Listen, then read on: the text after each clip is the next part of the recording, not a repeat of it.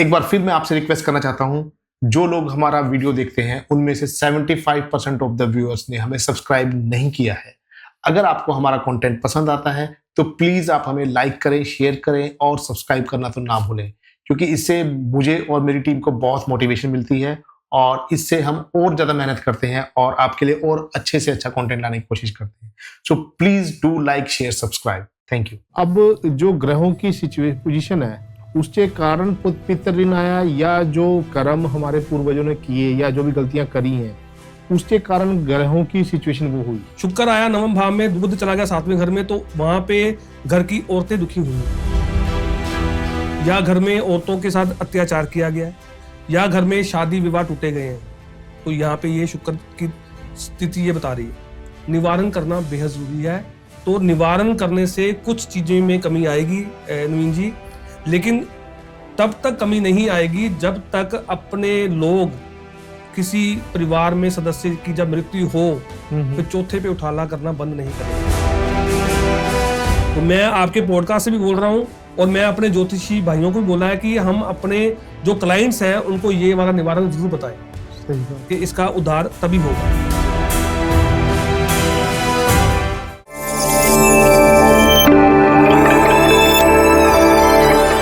हर हर महादेव। हर हर महादेव।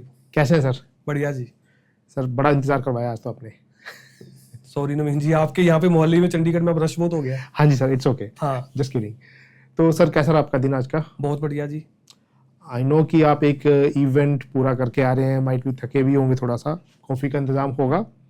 जब तक कॉफी आती है हम कुछ बातें कर लेते हैं जी। सर, जैसे हम डिस्कस कर रहे थे कि आज के पॉडकास्ट का जो टॉपिक है वो हम रखने वाले हैं पितृदोष के ऊपर।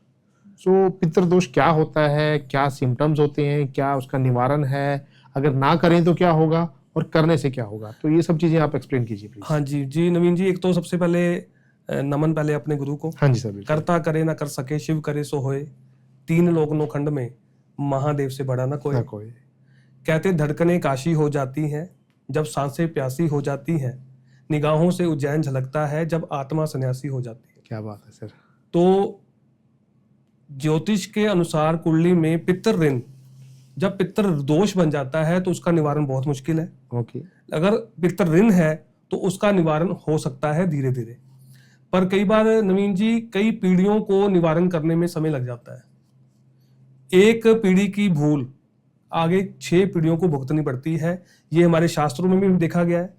उसमें कोई भी हमारे अवतार भी हुए हैं, बड़े बड़े हमारे श्री राम जी हुए हैं, श्री कृष्ण जी हुए हैं, तो इन्होंने भी पितृ ऋण को उतारा है। अगर हम अपने शास्त्रों को पढ़े, हम गीता पढ़े, महाभारत पढ़े, रामायण पढ़े, रामचरितमानस पढ़े, तो इसमें ये सारा उल्लेख है कि उनको भी पितृ ऋण से पीड़ित होकर अपना जीवन जीना पड़ा और उसको उतारना ही पड़ा। तो हम तो एक आम मनुष्य हैं, तो आज की भागदौड़ वाली जिंदगी में पितृ ऋण आम बन चुका है, क्योंकि मैं और मेरे साथ जो ज्योतिषी भाई और भी हैं जिनसे मैंने आज भी चर्चा की है, वो भी अगर कुंडलियां देख रहे हैं तो उसमें पितृ ऋण आम हो चुका है। उसका कारण क्या है? हमारे बड़ों की और हमारी भूल है। ओके। क्योंकि हमारे साथ जन्म के समय जो प्रारब्ध आते हैं साथ, हमारे पिछले कर्म, और जब यहाँ के कर्मों के साथ जुड़ते हैं तो वो या तो हमारा उद्धार कर देते हैं या हमें और पीड़ा में डाल देते हैं। तो इस विषय पे चर्चा होनी मुझे लगता है बहुत जरूरी थी। और आज और आपका जो अल्फा पीपल चैनल है, मुझे लगता है कि बहुत ही बेहतरीन काम कर रहा है। मैं आपके चैनल पे कईयों के पॉडकास्ट सुनता हूं तो मुझे बहुत अच्छा लगता है। तो आप ऐसे ही ग्रोथ करें, महादेव की कृपा आपके ऊपर बनी रहे। जो आप एक अच्छे विषय पे कार्य कर रहे हैं, क्योंकि आप अलग अलग टॉपिक पे बात करते हैं, तो वो होता है आपके चैनल पे आध्यात्मिकता भी है और उस पे जो समाज की जो पर्टिकुलर समस्या है उसके ऊपर भी है और ज्योतिष पर भी है। तो आज भी मैं यही विषय लेके आया हूँ कि ज्योतिष के माध्यम से पितृ ऋण कैसे उतरे, क्या है, क्या कैसे निवारण हो, तो आपके चैनल पे मैं आज बोलना चाहता हूँ। हाँ जी सर। और ये पहला पॉडकास्ट आपके चैनल पर ही है जहाँ पे हम ये चर्चा आज करेंगे। हाँ जी सर, बताइए। तो सबसे पहले ज्योतिष में देवगुरु बृहस्पति जो है वो हमारे पूर्वजों के कारक हैं, और ज्योतिष की जो हमारी जन्म कुंडली बनती है उसमें जो 12 भाव हैं उसमें 5 घर तो देवगुरु बृहस्पति के ही हैं। आप देखिए 12 में से 5 घर देवगुरु बृहस्पति के ही हैं। दूसरा भाव, 5वां भाव, 9वां भाव, 11वां भाव और 12वां भाव, इसके मालिक हैं देवगुरु बृहस्पति। और जब जब इन्हीं 5 घरों में पापी ग्रह आकर बैठेंगे, यानी कि जो इनके शत्रु हैं, शनि, बुध, शुक्र, राहु, जब भी ये 5 घरों में कोई भी एक जाके बैठेगा तो वो पितर ऋण उत्पन्न करेगा या आपको दिखाएगा। तो एक अच्छे ज्योतिष के पास अगर जब जन्म कुंडली लेके जाए कोई भी, तो वो वहां से निवारण भी बताएगा और पितर ऋण का भी बताएगा कि कहाँ से वो आया है और इसका क्या निवारण हो सकता है। उसी विषय पे मुझे लगता है कि आज हमें चर्चा करनी है, तो आज हम इस विषय पे चर्चा करेंगे। लेकिन मैं देवगुरु बृहस्पति के बारे में कुछ लाइनें बोलना चाहता हूं पहले। वो बोलते हैं, कहते हैं कि पीली मिट्टी से बने हल्दी और पुखराज, शेर, बब्बर, गरुड़, मेंढक और हवाबाज, गुरु, पिता, दादा, वृद्ध, पुरोहित और सम्मान, दाल, चना, केसर, सोना, पीपल, सबको बृहस्पति जान। शिक्षा से मिले विद्या, पूजा, धर्म स्थान, जो रखे बृहस्पति अपना नेक, उसका बच जाए अपमान। क्या बात है। तो ये कुछ लाइनें देवगुरु बृहस्पति के ऊपर है, और इसमें जितनी भी मैंने इसमें शब्द बोले हैं वो सारे देवगुरु बृहस्पति के साथ जुड़े हुए हैं। तो जैसे उसमें क्या है, सोना देवगुरु बृहस्पति है, हमारे पूर्वज दादाजी, ब्राह्मण, पुरोहित, ये सब बृहस्पति के कारक हैं। पीपल का पेड़, ये सब बृहस्पति है। जंगल का बब्बर, शेर, वो बृहस्पति है। जो हमें सुबह उठाता है मुर्गा बांग देके, आप देखें वो ब्रह्म मुहूर्त ही होता है केतु और बृहस्पति का, जब वो बांग देता है, तो वो भी बृहस्पति से जुड़ा हुआ है। सोना बृहस्पति का है, दाल चना बृहस्पति की है, शिक्षा, धर्म, मंदिर, ये सब बृहस्पति के साथ जुड़े हुए हैं। अब क्या होता है कि यहाँ पे जब पूर्वज कोई भूल करते हैं इन्हीं विषयों में, तो अगली पीढ़ी में पितर ऋण आता है। तो यहाँ पे देवगुरु बृहस्पति, यानी मैं ये बात करता हूं, अब सबसे मेन हमारी ज्योतिष में सबसे ज्यादा लड़ाई किस दो ग्रहों की है, वो है बृहस्पति और बुध। इन दोनों की लड़ाई में ही सारे ग्रह घूम रहे हैं। बिल्कुल सर। अगर मैं पूरा आसमान की बात करूं तो नवीन जी, क्या हम आसमान को नाप सकते हैं? बिल्कुल नहीं। तो वो सारा आसमान का जो खालीपन है वो बुध का है। ओके, ठीक है। और उस ब्रह्मांड में जो हवा चल रही है वो कहीं भी आ जा सकती है, वो देवगुरु बृहस्पति है। अच्छा। और नीला रंग जो है आसमान का, वो राहु है। तो यहां पे सबसे पहले मैं बात कर रहा हूं आपको, आपके सामने 12वें घर की, जो कुंडली का 12वां घर है, उसे कुदरत से जोड़ा गया। और कुदरत के इस 12वें घर में 3 ग्रह काम कर रहे हैं। देवगुरु बृहस्पति, उनका ये अपना घर है। बुध यहाँ पे नीच है, राहु का ये कारक घर है, और शुक्र यहाँ पे उच्च के हैं। लेकिन जन्म कुंडली में कोई बच्चा पैदा हुआ और उस कुंडली में बृहस्पति और राहु दोनों 12वें घर में है, और बुध की दृष्टि इन दोनों ग्रहों पर है, तो यहां पे राहु अपना खेल खेलेगा। ओके। बृहस्पति की हवा को आसमान के ऊपर ही ले जाएगा, नीचे नहीं आने देगा। यानी उस व्यक्ति को बृहस्पति के नेक फल जीवन में नहीं मिलेंगे, क्योंकि उसका बृहस्पति नीचे आके उसके लिए काम ही नहीं कर रहा। राहु ने बीच में बादल बनके उसकी हवा को ऊपर ऊपर ही रख दिया, नीचे दुनियावी आने ही नहीं दिया। तो उसका बृहस्पति खराब होके उसके जीवन में बहुत ज्यादा दिक्कतें लेकर आएगा। ओके। क्योंकि मैंने आपसे पहले बात की कि 5 घर तो बृहस्पति के हैं। जब बृहस्पति खराब हुए तो ये 5 घर भी खराब होंगे। बिल्कुल। दूसरा घर क्या है? हमारा कुटुंब, हमारा परिवार है। Yes sir. और वहां हमारी धन दौलत भी है, सोना चांदी हीरे मोती भी है, ये हमारी वाणी भी है, धर्म का स्थान भी है, तो ये भी खराब होगा। बिल्कुल। 5वां घर हमारी शिक्षा का है, औलाद का है, ये खराब होगा। हमारे प्रेम प्रसंग का है, हमारे रिश्तों का है, हमारी सोच समझ का है, ये खराब होगा। 9वां भाव जो धर्म का है, हमारे पूर्वजों का है, ये खराब होगा, हमारे भाग्य का है। 11वां घर जो हमारी इनकम का है, आय का है, ये भी खराब होगा। तो आप सोचें कि अगर बृहस्पति वहां पे बैठे 12वें घर में खराब हुए तो ये 4 घर भी खराब होंगे, क्या उसका जीना आसान होगा? क्योंकि उसके पास सारी दुनियावी चीजें जो जरूरी हैं वो उसके पास नहीं पहुंच पाएंगी जब तक उसका निवारण नहीं होगा। ओके। तो मैंने अभी बात की थी आपसे कि इसमें बुध का बहुत बड़ा रोल है। ओके। अब पितर ऋण पैदा करने में बुध का रोल कैसा है, वो आज अब हम व्याख्या करते हैं।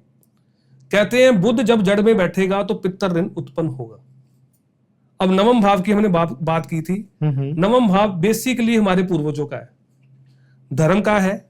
यहां से जब कोई ग्रह बैठे और उसकी जड़ में बुध बैठ गया तो वो ही आपकी कुंडली में पितर ऋण उत्पन्न हुआ। अगर कुंडली में 9वां भाव में बृहस्पति बैठे हैं तो उस समय उनकी जड़ में बुध बैठा है, यानी 12वें घर में, तो पितर ऋण यहां पर आ गया कुंडली में। उसके बाद अगर शुक्र 9वां भाव में बैठे हैं और बुध सप्तम भाव में बैठे हैं तो पितर ऋण वहां से फिर आ गया। हम पहले सभी ग्रहों का विषय बताते हैं, उसके बाद बताएंगे कहां से वो आया। एक सेकंड सर, एक चीज बताइए मेरे को। अब जो ग्रहों की पोजीशन है उसके कारण पितर ऋण आया, या जो कर्म हमारे पूर्वजों ने किए या जो भी गलतियां करी हैं उसके कारण ग्रहों की सिचुएशन वो हुई? जी बिल्कुल, आपने सही पूछा। जो प्रारब्ध है वो वहां से जन्म कुंडली बनी, और वो जन्म कुंडली इस तरह बनी कि आपके पूर्वजों से क्या वो दोष हुए या कौन सा उनका ऋण पेंडिंग है, वो आपकी कुंडली में देखा गया। ओके। और जब तक आप हो बैचलर और आपकी अभी तक शादी नहीं हुई, तब तक तो वो आपकी कुंडली में ही है, लेकिन अगर उसका निवारण ना हुआ तो फिर आपके आगे भी वो चला जाएगा, यानी आपके बच्चों में। सबसे पहले नवीन जी, जब महिला गर्भवती होती है तो पहला महीना शुक्र का माना गया है। तो अब पति पत्नी की कुंडली में शुक्र की स्थिति देखी जाएगी।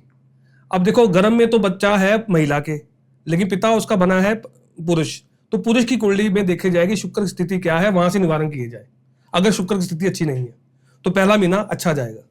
दूसरा महीना आया चंद्रमा का, जो पानी का कारक है, हमारे शरीर में पानी बनेगा ना, तो वो दूसरा महीना चंद्रमा का है, तब भी हमें ग्रह देखना पड़ेगा कि ग्रह की क्या पोजीशन है, उसका निवारण होगा। तीसरा महीना सूर्य का है, सूर्य हमारे आत्मा के कारक है, हड्डियां हैं, तो वहां से सूर्य को देखना पड़ेगा तीसरे महीने में। चौथे महीने में देखना पड़ेगा मंगल को, मंगल खून है, ब्लड है हमारी बॉडी का, तो वहां पे मंगल के रेड सेल बनेंगे, तो चौथे महीने में मंगल को देखना पड़ेगा।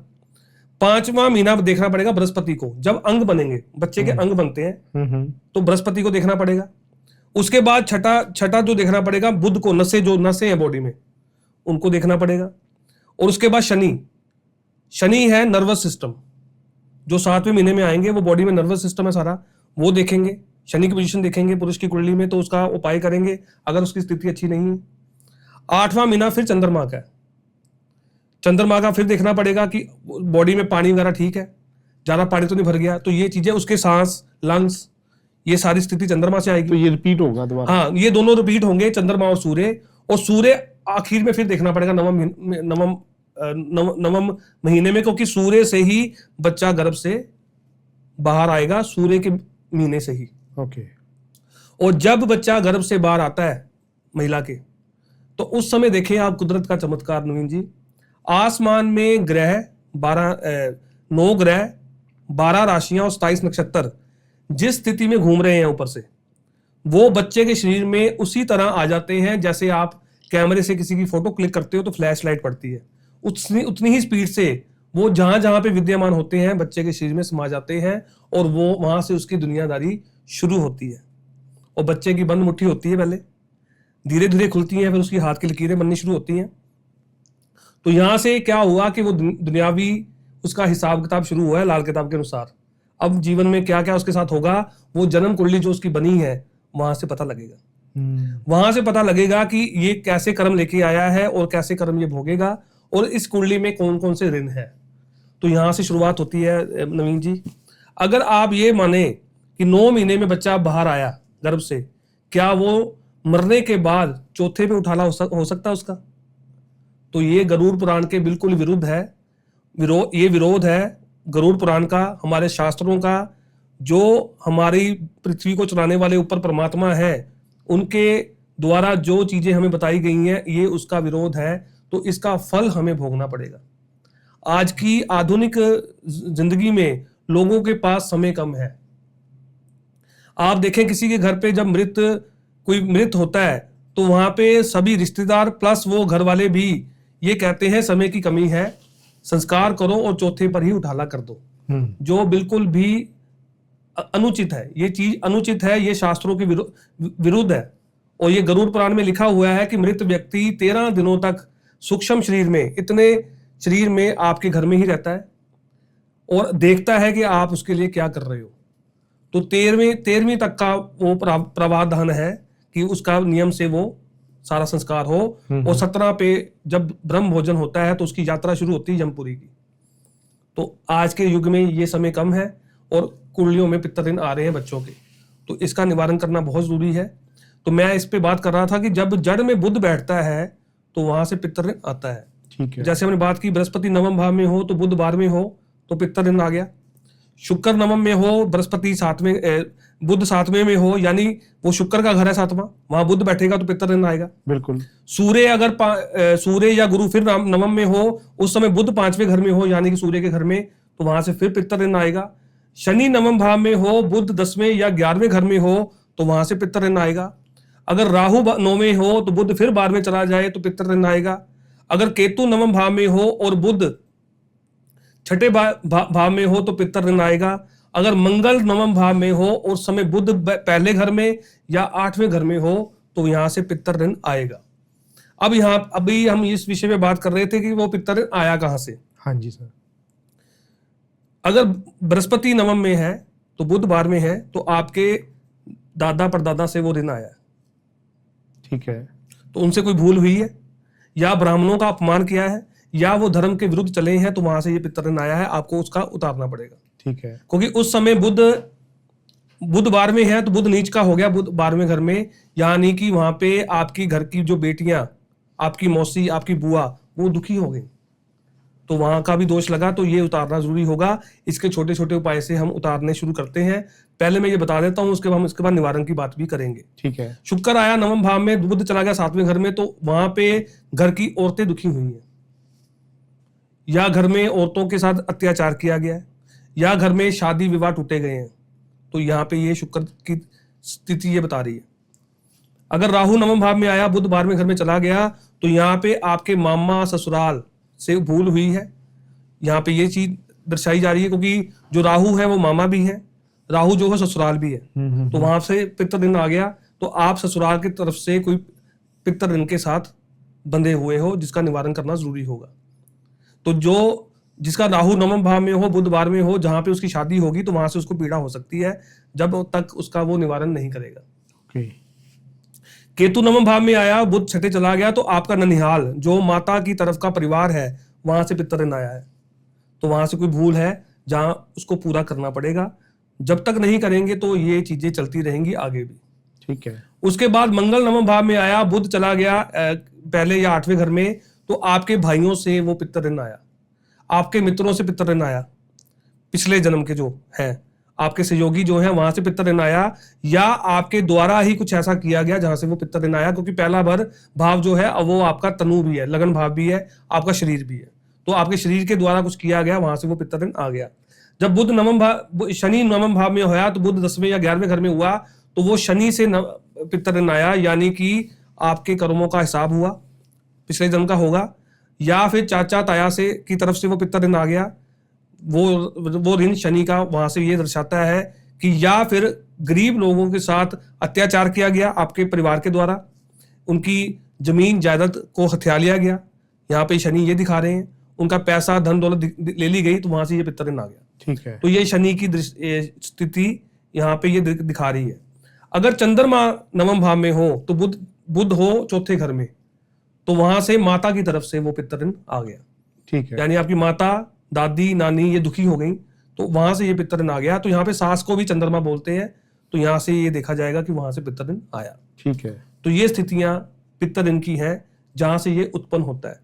तो सर ये तो हमने डिस्कस कर लिया कि पितर ऋण आया कहाँ से है, ये चीज क्लियर होगी। अब इनका निवारण क्या रहेगा? जी, तो थोड़ी सी स्थिति और है, वो भी हम डिस्कशन कर लें, फिर उसके बाद हम निवारण पे बात करते हैं। ठीक है। ठीक है। अगर जो बृहस्पति के जो घर है, मैंने 5 बताए थे आपको, वो उसकी तो हमने बात कर ली, लेकिन अगर बृहस्पति 2, 3, 5, 6, 9, 12, ये जो 6 घर है कुंडली में, 2, 3, 5, 6, 9, 9, 12, इन घरों से अगर वो कुंडली में बाहर बैठा हो, यानी इन घरों में बृहस्पति नहीं बैठे जन्म के समय, लेकिन उस समय शनि खाना नंबर 2 में बैठे हो, तो पितर ऋण वहां से भी आ गया। या 5वें घर में शुक्र बैठा हो, वहां से आ गया। या नवम भाव में राहु बैठ जाए, तो यहाँ वहां से आ गया। या उस समय भी बुध 12वें हो, तो यहाँ पे भी ये भी पितर ऋण को ही दर्शा रहा है कि यहाँ से पितर ऋण आ गया। और उसके बाद अगर सूर्य पहले घर से या 11वें घर से बाहर हो, तो 5वें घर में शुक्र हो, तो वहां से पितर ऋण आ गया। चंद्रमा चौथे घर से बाहर हो और चौथे घर में शुक्र, शनि और बुध हो, तो वहां से पितर ऋण आ गया। ठीक है। अगर मंगल 7वें घर से बाहर हो, उस समय पहले या 8वें घर में बुध या केतु हो, तो वहां से पितर ऋण आ गया। और शनि अगर 3 और 4 से बाहर हो, उस समय 10वें घर में सूर्य मंगल राहु हो, तो वहां से पित्तर ऋण आता है। तो ये स्थितियां भी देखी जाती हैं कि पित्तर ऋण आने के तो बहुत रास्ते हैं, निवारण करना बेहद जरूरी है। तो निवारण करने से कुछ चीजें में कमी आएगी नवीन जी, लेकिन तब तक कमी नहीं आएगी जब तक अपने लोग किसी परिवार में सदस्य की जब मृत्यु हो तो चौथे पे उठाला करना बंद नहीं करेंगे, तब तक ये छुटकारा नहीं मिलेगा। क्योंकि शास्त्र कहते हैं कर्म आपका पीछा करते हैं, तो कर्म आपका पीछा करते ही रहेंगे। ठीक है। अगर आपसे निवारण नहीं हुआ तो आपकी औलाद दुखी होगी आगे। बिल्कुल। तो इन ऐसे घरों में बीमारियां, दुख, तकलीफ, रिश्तों में कड़वाहट, विवाह ना होना, होके टूट जाना, ऐसी स्थितियां बनी रहती हैं। व्यापार में बहुत बड़ी हानि हो जाना, अचानक अकाल मृत्यु हो जाना, तो ऐसी स्थिति बनी रहेगी अगर हम इसका समय पे निवारण नहीं करेंगे। तो निवारण यहाँ पे क्या होगा? सबसे पहले तो हम बृहस्पति पर ही आते हैं कि अगर बृहस्पति की तरफ से आया है वो पित्तर ऋण, तो यहाँ पे निवारण ये होगा कि आपको आपके दादा परिवार की तरफ से, कुल खानदान का, जहां तक खून का रिश्ता हो, थोड़े थोड़े पैसे इकट्ठे करने पड़ेंगे और उसको, उन पैसों को धर्म स्थान में देना पड़ेगा। तो यहाँ पे कुछ कमी वहां से आएगी। बृहस्पति के द्वारा जो पैदा हुआ पित्तर ऋण था, वहां पे वो थोड़ी कमी आनी शुरू हो जाएगी। कुल खानदान का मतलब कि अपने दाद का परिवार का कुल खानदान, ओके, चाचा जी, ताया जी, और हाँ, वो उनके सारे जो बच्चे भी हैं उनको सबको गिनना है। जितने वो सदस्य बनेंगे, चाहे किसी से 10-10, 20-20 रुपए लें, 50 रुपए लें, वो इकट्ठे करके धर्म स्थान में दान कर दिए जाए। अच्छा। तो वहां से इसमें थोड़ी कमी आएगी। या इसका निवारण दूसरा ये है कि उसी, जिस व्यक्ति की कुंडली में ये दोष बना हुआ है, वो अपने पुश्तैनी मकान में जाए। ओके। जहां वो उसके दादा या पापा रहते थे, उस पुश्तैनी मकान में जाए। ठीक है। तो जब उस घर के अंदर जाए और जब घर से बाहर आए, यानी कि इस विषय को थोड़ा सुनने की जरूरत है ध्यान से। जब घर से वो बाहर आए पुश्तैनी मकान से, यानी पीठ घर के अंदर है, मुंह घर से बाहर है, तो 1 किलोमीटर के अंदर अंदर देखें अगर वहां पे कोई मंदिर है या पीपल का पेड़ है, उसकी सेवा कर ले, यहां भी उसका निवारण हो जाएगा। ओके। बृहस्पति के द्वारा जो पित्तर ऋण उत्पन्न हुआ है उसका निवारण यहां से हो सकता है। तो ये तो हुआ बृहस्पति देव की तरफ से। लेकिन अगर शुक्र की तरफ से वो ऋण पैदा हुआ है, यानी हमने बात की शुक्र 9वें भाव में हो, बुध 7वें घर में हो, तो वहां से पित्तर ऋण पैदा हुआ, तो वहां पे क्या होगा कि वो व्यक्ति 100 गायें जो अंगहीन ना हो उनकी सेवा की जाए। ओके। उनको हरा चारा खिलाया जाए, घर से बना के चपाती खिलाई जाए 100 गाय को, तो वहां से उसको पित्तर ऋण में कमी आएगी और उसको लगेगा कि मेरा जीवन थोड़ा सुचारू रूप से चलना शुरू हो गया। 100 गायों को मतलब कि हर गाय को रोटी खिलानी पड़ेगी? हाँ जी, हर गाय को हरा चारा या रोटी खिलानी पड़ेगी 100 गाय को। तो उसको लगेगा कि अगर वो साल में भी एक बार ये करता है तो उसको लगता है कि मेरा जीवन सुचारू रूप से चलना शुरू हो गया और वो ऋण से मैं मुक्ति पाना शुरू हो गया। तो ये साल में एक बार ही करना? हाँ जी। ओके। और उसके बाद राहु से अगर पैदा होता है, राहु 9वें भाव में हो, बुध 12वें घर में हो, तो ऐसा व्यक्ति अपने कुल खानदान से गिनती कर ले अपने सदस्यों की, या फिर 100 नारियल ले ले, 100 नारियल, सूखे नारियल जो हवन में पड़ते हैं, ठीक है, अपने सदस्यों की गिनती करके, तो एक ही समय में वो जल प्रवाहित किए जाए नदी में। ओके। तो यहां से राहु का दोष कम होगा। तो यहाँ पे उसको लगेगा कि मेरा जीवन थोड़ा सुचारू रूप से तो ये जो नारियल लेने अपने रिश्तेदारों से लेने हैं या उनकी गिनती ही कर ले, बस अपना खुद ले सकते? अगर कोई पैसा नहीं देता तो इसकी कोई शर्त नहीं है, उनकी गिनती कर ले और खुद से कर दे। ठीक है। तो उसको लगेगा कि मुझे भी फर्क पड़ा है और मेरे परिवार को भी फर्क पड़ा है। क्योंकि नवीन जी, पित्तर ऋण जो होता है वो एक सदस्य को तंग नहीं करता, वो सभी को करता है। तो अब आप सोचें कि अगर एक कुंडली में आया पित्तर ऋण तो तब से सभी दुखी हो गए, लेकिन अगर घर में सदस्यों के सभी के आ गया वो पित्तर ऋण तो वो परिवार बहुत दुखी हुए हैं। मैंने वो देखे हैं कि वो बहुत दुखी हुए हैं लोग। लेकिन जड़ वही है वहां पे जाके, जो आज की आधुनिक लाइफ में जो हमारा ये चौथे पे उठाला हो रहा है, जड़ वही है। ओके। तो ये सारी वहीं से समस्या उत्पन्न होती है। कहीं ना कहीं वो पूर्वज भी भूल करते हैं, तो आजकल भी ये आगे के लिए भूल हो रही है, हमारी अगली जनरेशन के लिए बहुत बड़ी भूल हो रही है। तो मैं ये चाहता हूं कि आपसे अपना पहला ही कर्जा नहीं उतरा तो आप नया भी डाल रहे हो, तो बच्चे आपके ज्यादा दुखी हो जाएंगे आगे आगे आगे आगे समय में। आगे सब बच्चों के पास धन दौलत तो बहुत होगी, उनके पास हर फैसिलिटी होगी, लेकिन अगर उसको भोगने के लिए आयु ही ना हुई नवीन जी, फिर क्या करेंगे? क्योंकि अगर हमें जल्दी है तो ऊपर वाले को भी जल्दी है। सही बात है। तो वो कह रहा आपको जल्दी सब कुछ मिल गया ना, तो आप आ जाओ फिर ऊपर। तो ये होगा नवीन जी आगे आने वाले समय में, अगर इस पे ना रोका गया। ओके। तो मैं आपके पॉडकास्ट से भी बोल रहा हूं, और मैं अपने ज्योतिषी भाइयों को भी बोला है कि हम अपने जो क्लाइंट्स हैं उनको ये वाला निवारण जरूर बताएं सही बात। कि इसका उद्धार तभी होगा। इसके बाद हम बात करते हैं कि अगर वो ऋण शनि से पैदा हुआ है, हम्म। तो शनि से अगर वो ऋण पैदा हुआ है तो उनको 100 जो भिखारी हैं या जरूरतमंद लोग हैं उनको भोजन करवाया जाए। ओके। शनिवार का दिन हो या अमावस्या का दिन हो तो सबसे बेहतर है।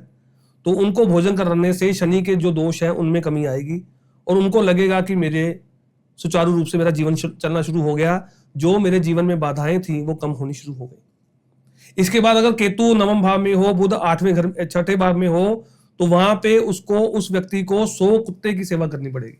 अगर केतु है? हाँ जी, 100 कुत्ते की सेवा करने से उसका उद्धार होगा। और केतु के खराब होने से हमारे या तो जीवन में औलाद नहीं होती, या औलाद का सुख नहीं होता, या हमारे पैरों में चक्कर पड़ा रहता है, हम जितना मर्जी कार्य कर लें हमारा कोई काम नहीं बनता। यानी हमारे परिवार का झंडा कभी भी आगे जाके कुल खानदान का जो झंडा है वो कभी भी हवा में नहीं फैलता, हमारी वृद्धि नहीं होती। तो यहाँ पे केतु की समस्या ये आ जाएगी। या ऐसे लोगों के परिवार में बुद्धि कारक व्यक्ति पैदा नहीं होते, क्योंकि केतु को हम गणेश जी से भी जोड़ते हैं, केतु को गणेश जी से भी जोड़ते हैं, बुध भी गणेश जी के कारक हैं, उनके साथ जोड़ते हैं। तो यहाँ पे केतु अगर खराब होगा, बुध 6ठे भाव में होगा, तो यहाँ पे कहीं ना कहीं गणेश जी का भी आशीर्वाद नहीं मिलेगा। तो यहाँ पे बुद्धि बहुत ज्यादा खराब होती है परिवार में। तो ऐसा अगर हम कुत्ते की सेवा करते हैं तो यहाँ पे वो चीजें ठीक होनी शुरू हो जाती हैं। और बुध अगर 6ठे भाव में जाएगा तो घर की जो बहन बुआ मौसी आदि भी हैं वो भी दुखी होंगी, तो इस निवारण से वो ठीक हो जाएगा। इसके बाद हम बात करते हैं अगर चंद्र नवम भाव में हो और 4थे घर में बुध हो, तो उस समय कुल खानदान, यानी फिर दाद का परिवार आ गया, कुल खानदान से थोड़ी थोड़ी पैसे लेके चांदी ली जाए। चांदी ली जाए जितनी मर्जी हो, इसमें कोई शर्त नहीं है, आप थोड़ी लें ज्यादा लें, चांदी ले लें सभी परिवार से सदस्यों से पैसे लेके, और वो उसी दिन जल प्रवाह कर दी जाए नदी में। ओके। तो यहां से चंद्रमा के दोष खत्म हो जाएंगे और आपको लगेगा कि हमें वो सुखी जीवन मिलना शुरू हो गया। और अगर कोई परिवार का सदस्य ऐसा हो जो देना ना चाहे, तो उसके पैसे खुद से डाल लो। वो एक सदस्य जो इकट्ठा कर रहा है वो खुद से उसके पैसे डाल सकता है। ठीक है। इसके बाद अगर सूर्य नवम भाव में हो, और जैसे मैंने बताया था कि सूर्य या गुरु नवम भाव में हो, बुध 5वें घर में हो, तो उस समय सूर्य की तरफ से जो दोष आया है उसका क्या होगा, फिर उसी तरह कुल खानदान से थोड़े थोड़े पैसे लेके यज्ञ करवाया जाए। यज्ञ? हाँ, उस यज्ञ में जब सभी आहुतियां दें या कुछ सदस्य मिलकर आहुतियां देंगे तो उसमें सूर्य का दोष का निवारण होगा उस आहुतियों से, उस हवन से। ओके। तो वहां पे वो आपको लगेगा कि साल में चाहे एक बार ही किया है, उससे भी आपका निवारण होना शुरू हो जाएगा। उसके बाद अगर मंगल नवम भाव में हो, उस समय बुध पहले या 8वें घर में हो, तो उसका निवारण क्या होगा? उसका निवारण जो शनि का कार्य करता है, दुकानदार यानी पंसारी हो गया, या एंटीक पीस बेचने वाले लोग होते हैं, ठीक है, या कोई चमड़ा बेचने वाले लोग होते हैं, या कोई पंचर आदि लगाते हैं, या मोटरसाइकिल आदियों के मैकेनिक होते हैं, उनको अपने परिवार से कुछ सहयोग दिया जाए उनके परिवार को पालन पोषण करने के लिए। ओके। तो यानी मंगल का अगर दोष है तो शनि के कार्य करने वाले व्यक्ति को कुछ पैसे दिए जाए। यानी पंसारी जो पुरानी चीजें बेचते हैं वो शनि के कारक है। जो गरीब लोग हैं, जो लेबर है, उनको कुछ सहयोग दिया जाए अपनी तरफ से कि आप अपने परिवार का पालन पोषण करें या उनके लिए कुछ चीजें ले लें, तो यहाँ से मंगल के दोष भी खत्म होंगे। ठीक है। तो यहाँ से ये चीजें ठीक करने के लिए हमें ये जरूरी है कि हम इन चीजों की जांच कर सकें। तो यहाँ पे आपने बेसिकली क्या देखा कि बुध ही हर ग्रह की जड़ में बैठ के, बुध जो है हर ग्रह की जड़ में बैठ के वो पितर ऋण उत्पन्न कर रहा है।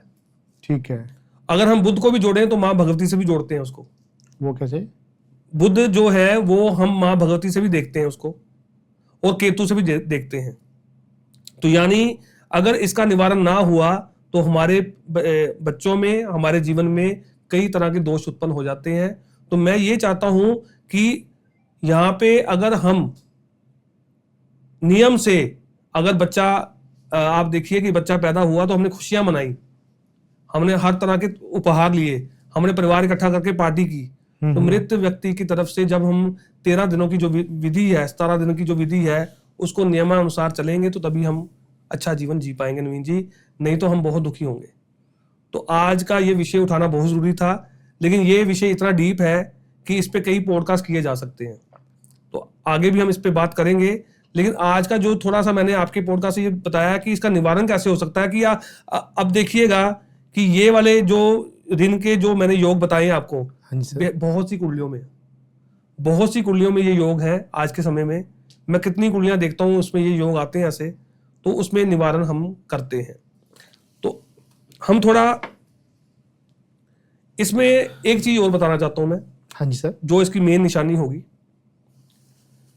जिन कुंडलियों में बृहस्पति नीच अवस्था में हो जाए, यानी मकर राशि में नीच होते हैं, वो कहीं भी बैठे हो, कुंडली में कहीं भी बैठे हो नीच अवस्था में, और वो राशि जो मकर राशि है वो शनिदेव की है, शनिदेव भी कुंडली में राहु के साथ बैठे हो या नीच अवस्था में बैठे हो, तो यहां भी एक श्रापित योग बनता है जो पितरों की तरफ से ही आया होता है। ऐसे घरों में मैंने ज्यादातर ये देखा है कि इनके परिवार में कंवारे लोग बहुत मरते हैं, अच्छा, जिनकी शादी नहीं हुई होती। और ऐसे घरों में मैंने ये भी देखा है कि कोई घर से चला गया और आज तक उसका पता नहीं कि वो जीवित है कि मृत है। घर वालों को 25-25 साल से ये नहीं पता कि वो व्यक्ति जीवित है कि मृत है। तो ऐसे लोगों के परिवार में भी बहुत दुख आते हैं जब तक उसका जड़ से निवारण नहीं होता। तो उसका निवारण ऐसी कुंडलियों में अगर बृहस्पति की स्थिति ये हो जाए, नीच अवस्था में हो जाए, और शनि की स्थिति भी अच्छी ना हो, अनुकूल ना हो, मंगल के साथ बैठ जाए या वो राहु के साथ बैठ जाए और सूर्य के साथ बैठ जाए, तो ऐसी कुंडली में अनुकूल ना हो, तो ऐसे लोगों को किसी मृत व्यक्ति के संस्कार में सहयोग करना चाहिए। ओके। या ऐसे लोग सफेद कपड़ा, जो कफन का कपड़ा होता है सफेद, 6.25 मीटर, किसी लवारिस लाश के ऊपर डाल के आए, तो यहां से वो दोष खत्म होगा।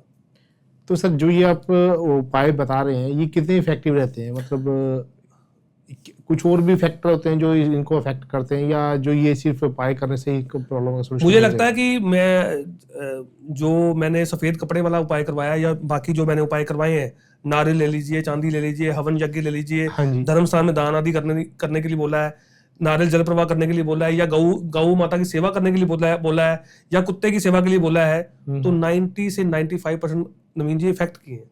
ओके। लोगों के बहुत अच्छे मैसेज आए हैं और लोग हमसे जुड़े हुए हैं और उसका निवारण हुआ है। तभी मैंने आज ये बताया कि इस विषय को यहाँ तक लाया जाए ताकि हर जन तक पहुंचे, क्योंकि बहुत लोग अभी भी इस दुविधा में है कि इसका निवारण कैसे और कहाँ किया जाए। ये तो सर आपने काफ़ी इंटरेस्टिंग और नॉलेजेबल बात बताई, क्योंकि जो प्रॉब्लम आप बता रहे हैं पितृदोष की, ये आजकल सुनने में बहुत आ रहा है, और ये भी सुनने में आ रहा है कि ऑलमोस्ट हर दूसरे तीसरे इंसान को सेम टाइप की प्रॉब्लम है, उनकी कुंडलियों में ये एक दोष है। जी नवीन जी, इसमें एक कारण और भी है। बेसिकली जब हमारे देश का विभाजन हुआ था तो लोग पाकिस्तान में भी रहते थे, तो जो लोग वहां से पाकिस्तान छोड़ के भारत में आए हैं, उनकी कई लोगों की कुल देवी वहीं पर रह गई। अच्छा। जैसे अगर हम भी बात करें, मैं लाहौर से आए हैं हम, तो हमारी जो कुल देवी है वो पाकिस्तान के बलूचिस्तान के जो पर्वत है उसके ऊपर है, माँ हिंगलाज माता, वो हमारी कुल देवी है। और जब हमारे दादाजी यहाँ आ गए थे पाकिस्तान से, तो वो कुल देवी वहीं पर रह गई, हम वहां पे वापस नहीं जा पाए। लेकिन जब तक वो कुल देवी का स्थान यहाँ पे जो बना हुआ है, जब तक हमें नहीं मिला, तो हमारा भी निवारण पूरी तरीके से नहीं हुआ, और वो हमारी गद्दी जलंधर शहर में ही आई हुई है। ओके। वहां पे एक मंदिर है, लाहौरिया मंदिर, वहां पे माँ हिंगलाज माता जी की गद्दी आ रखी है, और जब से उस मंदिर से जुड़े हैं तो बहुत ज्यादा कृपा हुई माँ भगवती की। तो मुझे लगता है कि लोगों को आज ये भी नहीं पता कि हमारी कुल देवी कहाँ है। ये भी सबसे बड़ा दोष है, और यही बुद्ध का दोष है। मैंने आपको बताया ना कि बुद्ध जड़ में बैठ जाए और वो भगवती से जुड़ा हुआ है, तो वो कुल देवी भी हमारी भगवती है, और वहां से बुद्ध खराब होता है जो जड़ में बैठ के आपको पितृऋण देता है। तो यहाँ पे लोगों को अपनी कुल देवी की जांच करनी चाहिए, वो पता करना चाहिए कि उसकी गद्दी कहाँ आई है, क्योंकि काफी लाखों लोग पाकिस्तान से यहाँ आए हुए हैं। तो ये भी इसका एक निवारण है कि उसको सर्च किया जाए। और मुझे लोगों ने ये भी सवाल किया नवीन जी कि वो सर्च कहाँ से करेंगे। हमारे दो तरह के हैं, कुल देवता और कुल देवी, और पंजाबी में जठेरे भी बोलते हैं, ये पंजाबियों को पता होगा। इसकी सर्च होगी हरिद्वार में। जहां पे आपके परिवार के पुरोहित बैठे हैं, पंडे हाँ बोलते जी, हैं। जिनको पांडे भी बोलते हैं, हाँ हाँ। पुरोहित जी के पास जाए और उनसे पूछे कि हमारी कुल देवी का स्थान कहाँ पे आया है। वो आपको इस विषय में बहुत अच्छी जानकारी दे देंगे और आपको लगेगा कि हमारी समस्या यहीं पे खत्म हो गई, तो आपको बहुत ज्यादा आशीर्वाद मिलेगा। तो वो वहां से आप कंफर्म कर सकते हैं। अपना गोत्र ले जाएं, गोत्र से पता लग जाएगा कि आपकी कुलदेवी कहाँ आई है। उनको जानकारी आपके बारे में बहुत है, क्योंकि वो आपकी 5 से 7 पीढ़ियों का सारा लेखा जोखा लेके बैठे हैं। बिल्कुल सही तो वहां बात से है। इसका निवारण हो सकता है नवीन जी। तो सर आपने बहुत अच्छी इन्फॉर्मेशन दी है, काफी डिटेल्ड इन्फॉर्मेशन दी है, आपका बहुत बहुत धन्यवाद। अगले एक पॉडकास्ट में फिर मिलेंगे, हम कोई जी। नए टॉपिक पे डिस्कस जी। करेंगे। धन्यवाद सर। जय शंकर, जय हर हर शंकर। महादेव, हर हर महादेव। हर हर महादेव।